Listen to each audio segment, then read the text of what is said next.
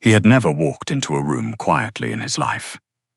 Serena Voss noticed him the moment the restaurant's rear entrance opened, not because of the 4 men flanking him, not because of the hush that rippled through the kitchen like a stone dropped in still water, but because of the way the air itself seemed to rearrange around him, like it knew better than to stay in his path.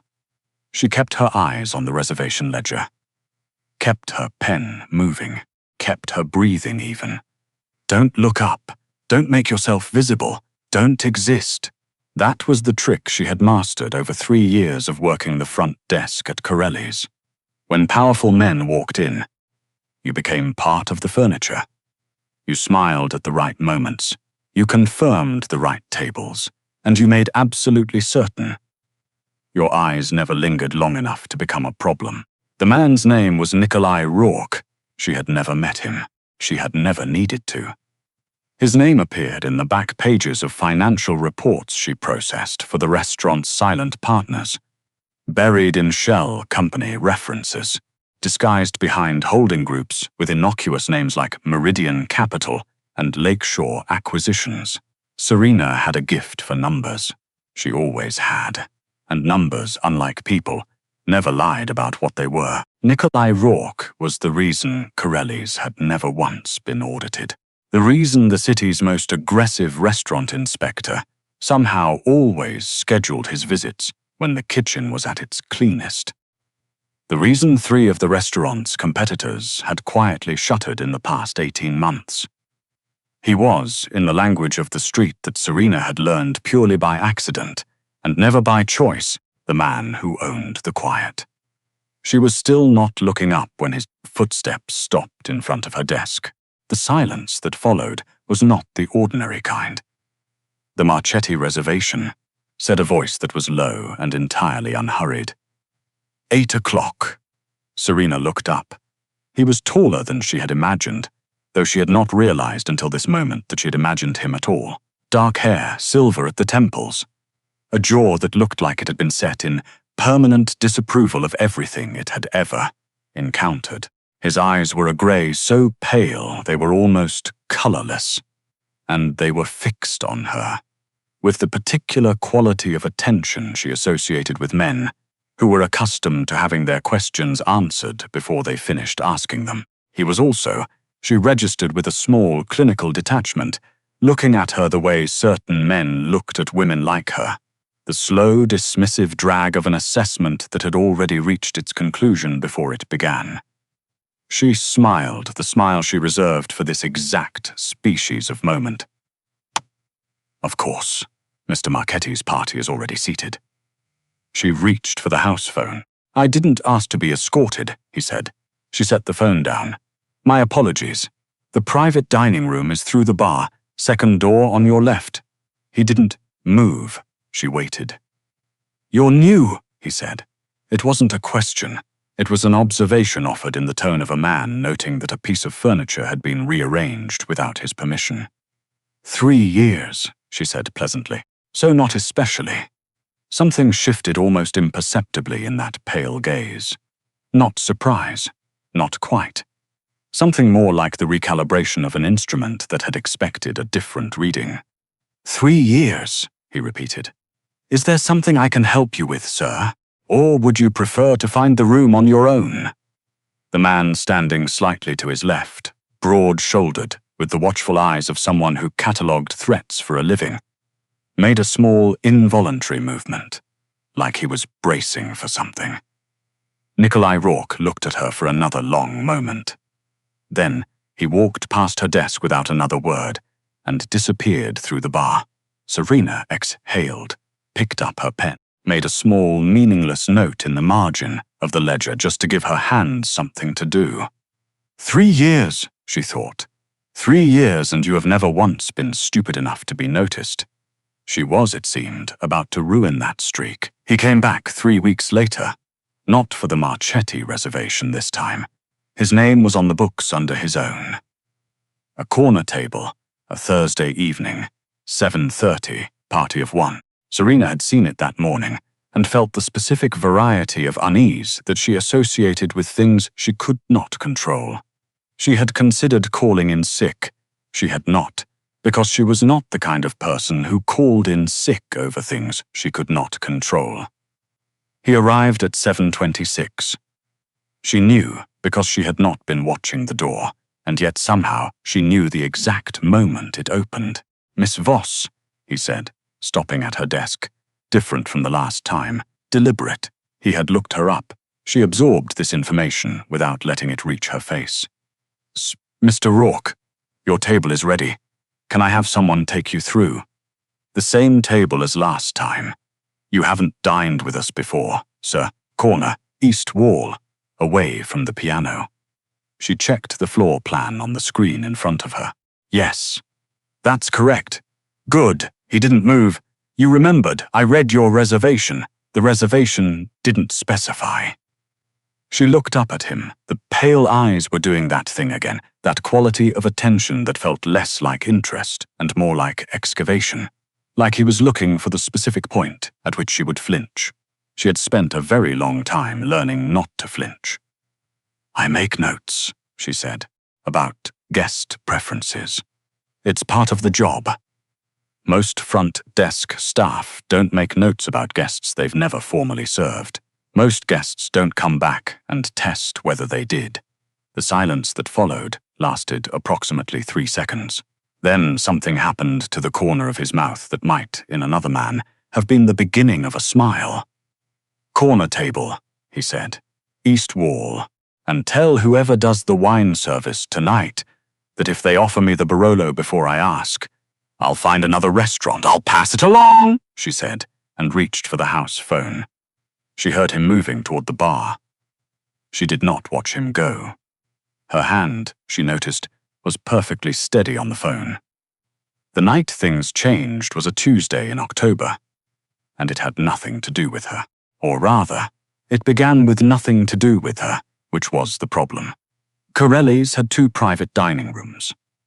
The larger one was used for parties and business dinners of the conventional kind. The smaller one, accessible only through the kitchen corridor and a door that was never left open, was used for the other kind. Serena had been processing end-of-month invoices in the back office when she heard the first raised voice.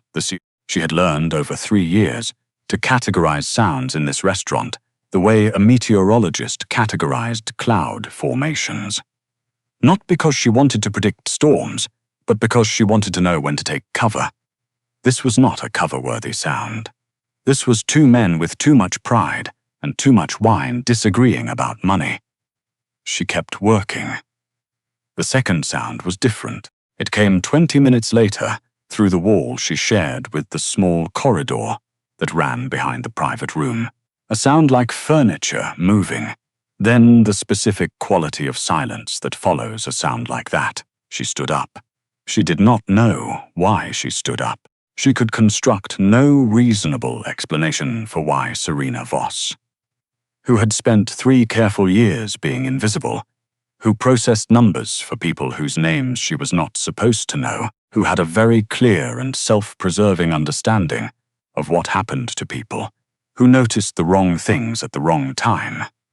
She could not explain why she picked up the small first aid kit she kept in the bottom desk drawer for her own migraines, opened the back office door, and walked down the corridor toward the sound. She found Nikolai Rourke sitting against the wall. There was blood on the left side of his suit jacket. Not a great deal. Enough. He looked up at her. In the dim light of the corridor, with the careful construction of his authority stripped away by whatever had just happened behind that door, he looked like something she hadn't expected. He looked like a man. Just a man. With a wound he was pressing closed with his own hand and eyes that had gone flat with the specific blankness of someone managing serious pain. "Get back inside," he said. His voice was still level. She had to give him that. "How deep is it?" she asked. I said, "I heard what you said." "How deep is it?" He stared at her. She crouched down, not waiting for his answer, and opened the kit. Her hands were doing the assessment before her brain had fully caught up with the decision to make it. "Superficial," he said, after a moment. "The angle was wrong." Lucky for you. She was already working, clean gauze, pressure, the practiced economy of someone who had taken 2 semesters of nursing prerequisites before the money ran out, and the accounting scholarship came through. Can you move your arm? Yes. Does it hurt when you do? Everything hurts. That's not what I asked. He moved his arm. She watched the micro-expression that crossed his face. Muscle involvement, she said. You need stitches. Not hospital stitches. I assume you have people for that, but soon my people are currently. He stopped. Occupied. She finished without judgment. He looked at her with that quality of attention again. In this light, in this circumstance, it felt different. Less like excavation, and more like something she didn't have a word for. You're going to pretend you didn't see this, he said. It wasn't quite an order. It wasn't quite a question. I didn't see anything, she said. I came to check the linen stock in the side corridor. The cupboard was empty. I'll let management know. Stood up. Clipped the kit closed. The kit closed. Miss Voss, he said. She looked down at him. Why? She considered the question with the same precision she gave everything. Because you needed help, she said. And I was the only person here who could give it. She paused. That's all it was. She walked back to the office, sat down, picked up the invoice she had been working on. Her hands were shaking. She hadn't noticed until just now. She put the invoice down, pressed both palms flat on the desk, breathed. That, she told herself with the firmness of a woman who had survived every difficult thing in her life through sheer categorical refusal to fall apart, is never happening again. Except, he was at the front desk the next evening when she arrived for her shift. Not seated, not dining, simply standing there, in the way of a man who did not consider himself to be in anyone's way. You're not on the reservation list, she said. No, he agreed. She went around him, settled into her chair, logged into the system. He watched all of this with the attentiveness of someone studying a thing they were trying to understand. I'm going to need a name to put in the system, she said. If you'd like a table. I don't want a table. She looked up. I came to ask, he said, whether you were all right. The unexpectedness of it landed somewhere low in her chest. She had not been prepared for that. She was almost never unprepared. I'm fine, she said. Last night I checked the linen stock, she said carefully. Found it low, logged it, had an uneventful shift. He was quiet for a moment. You're remarkably good at that, he said. At linen inventory? At deciding what exists and what doesn't. She met his eyes. In the light of the restaurant lobby, without the corridor darkness and the blood and the stripped-back version of him she had seen against that wall, he was back to being exactly what he was. Powerful, controlled, dangerous in the particular way of men who had made their peace with every dark thing about themselves. And yet, is there something else you needed? She asked. He reached into the inside pocket of his jacket, set a small card on the desk between them. No name on it, just a number. If anything from last night causes you difficulty, he said, use it. Nothing from last night will cause me difficulty. Nevertheless, she looked at the card, did not touch it. I won't need it, she said. Probably not, he agreed. Keep it anyway. He left. She kept it. She told herself it was because throwing it away in the restaurant felt unwise, and she would dispose of it at home. She did not dispose of it at home. She put it in the back of the small wallet she kept in her coat pocket and did not examine her reasons for doing so. The dinner happened 6 weeks later, and she would spend a long time afterward arguing with herself about whether it counted as a dinner. He had arrived on a Wednesday, not on the reservation list again, and had stopped at her desk long enough to say, with the air of a man issuing a memo rather than an invitation, I'm having dinner across the street at 8. You finish at 7:30. She had stared at him. That's not a question, she said. No, he agreed. Then I don't know what it is. It's information, he said. What you do with it is your business. And he had walked out. She had sat at her desk for the remaining 45 minutes of her shift, and conducted a thorough internal argument with herself. The argument covered professionalism, self-preservation, the specific category of trouble that came from having anything to do with men like Nikolai Rourke outside of a professional context, the statistical likelihood that nothing good came from this kind of situation. And also, she was honest enough to admit this to herself, even if only to herself, the fact that no one had asked her to dinner in 8 months, and the last person who hadn't found it worth their while to show up. At 7:31, she put on her coat. She told herself she was just curious. She was, in point of fact, an extremely curious person. It was the thing that had made her good at accounting, the inability to leave an unexplained number alone. The restaurant across the street was quieter than Corelli's, and considerably more expensive. He was already at the table. He stood when she approached, which she had not expected, and something about it lodged in her chest in a way she immediately tried to evict. She sat down. He sat down. A server appeared immediately and then disappeared again in the way of very good servers. "You came," he said. "I was curious," he said. "About what? About what you wanted?" He considered this. "I'm not entirely certain yet," he said, with a frankness she hadn't anticipated. "But I thought dinner was a reasonable place to start figuring it out. That is the most honest thing you've said to me. I've been honest with you before. You've been direct. That's different." He looked at her in the particular way he had, the one she'd catalogued and filed and refused to think about too carefully. "You parse language very precisely. It's a habit." "From the accounting?" She went very still. "You know what I do," she said. "Not a question." "I know what you do," he confirmed. There was nothing threatening in it, just the acknowledgement of a fact. "You're good at it, the discrepancy you flagged in the Q3 report for Meridian, the one that got routed back to the silent partners without explanation." Her heart did something uncomfortable. "I don't know what you're referring to." "Yes, you do. You caught a $40,000 variance that 3 other accountants missed. You didn't report it upward. You buried the note." She said nothing. "I want to know why," he said. "Because," she said after a very careful pause, "the note would have drawn attention to a pattern that would have drawn attention to other things, and I had a very clear sense that the people involved in those other things would not appreciate the attention. You protected them." "I protected myself," she said, "by making a decision that required me to understand a situation I was never supposed to understand. Which is a kind of protection that only works if nobody ever asks me about it." He was quiet. "And yet here we are," she said. Server reappeared. The server reappeared. They ordered.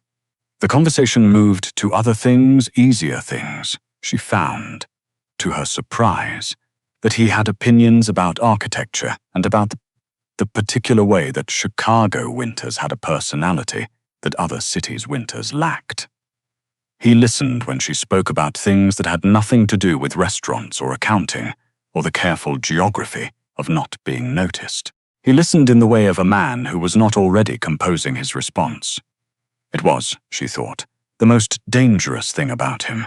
Not the suit, not the 4 men she'd noticed at the bar the moment she walked in. Not the way the room had arranged itself around him, like metal filings around a magnet. The listening. She was almost certain she was in serious trouble. He walked her to her car. This too was something she hadn't prepared for, the simple, slightly archaic courtesy of it. She was also aware on a fully operational level of her brain that 2 of the 4 men from the bar were maintaining a distance of roughly 30 feet behind them, and that this was not an escort so much as a perimeter, and that the distinction mattered. "I looked up Shadow Crown," she said, when they reached her car. She hadn't meant to say it. He stopped. "Did you? It's what they call you. The people who talk about you in language that doesn't show up in financial reports. And what did you find?" "Nothing you'd want me to find. Everything I already suspected." She turned to face him. In the streetlight, his face was all shadow and clean angles. I want you to know that I'm not naive about what you are. I was never naive about it. I just processed the numbers. That's all I did. I know, he said, and I want to know why. If you know what I know and I know what I know, you think dinner is a reasonable place to start anything. He was quiet for a moment. Because, he said, in 3 years, I have had exactly one conversation with a person who treated me like I was capable of having one. And that was you, standing behind a reception desk, telling me the private room was through the bar and to the left, and managing somehow to make it sound like you genuinely could not care less whether I was impressed. She absorbed this. Most people are either afraid of me or they want something from me, he said. You were neither. I was a little afraid of you, she admitted. I know. You hid it very well. I hide most things very well. I've noticed. He held her gaze. I'd like to know what's underneath them, if you'd let me. The night was cold. Chicago in October had opinions about warmth, and none of them were gentle. She could hear her own pulse in the silence between them. She thought about the card in her wallet, about the $40,000 variance she'd buried in a footnote, about 3 years of being furniture, about the 8 months since anyone had thought she was worth showing up for. This is going to be extremely complicated, she said. Yes, he agreed, without apology and without hesitation. And I have conditions. I assumed you would. I don't want to know operational details. I'm not a liability. I'm not a resource. I'm not a convenient accountant. I know what you are. I'm not sure you do yet, she said. But I'm willing to let you find out. She unlocked her car. Thursday, he said behind her. 7 o'clock. She got in the car. Didn't answer. He stood on the sidewalk and watched her pull away. She didn't look in the rearview mirror until she turned the corner. He was still standing there. She told herself, on the drive home, that she was still just curious. That curiosity was a neutral quality. That she was a rational woman who processed information for a living, and she had simply gathered additional data points and would evaluate them accordingly. She also, at a red light on Michigan Avenue, pressed the back of her hand to her mouth and breathed. The following Thursday, at 6:58, she pulled up in front of the address he'd left with the hostess at Corelli's. A handwritten note, delivered while she was on break, with no name on it and no explanation needed. The building was in River North. Not showy, not the kind of place that announced itself.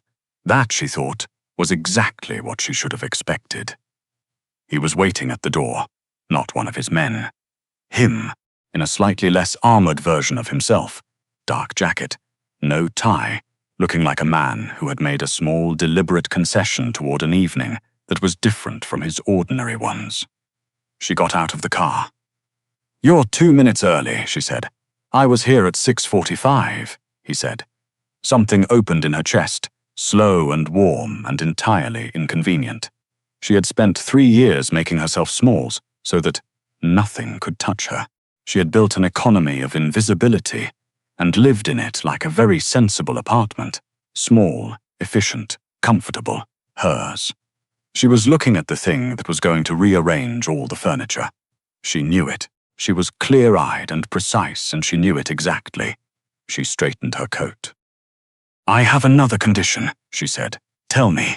You never once make me feel like I have to be smaller than I am.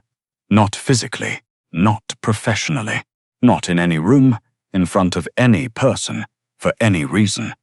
He looked at her for a long moment. Not the way men looked at women like her.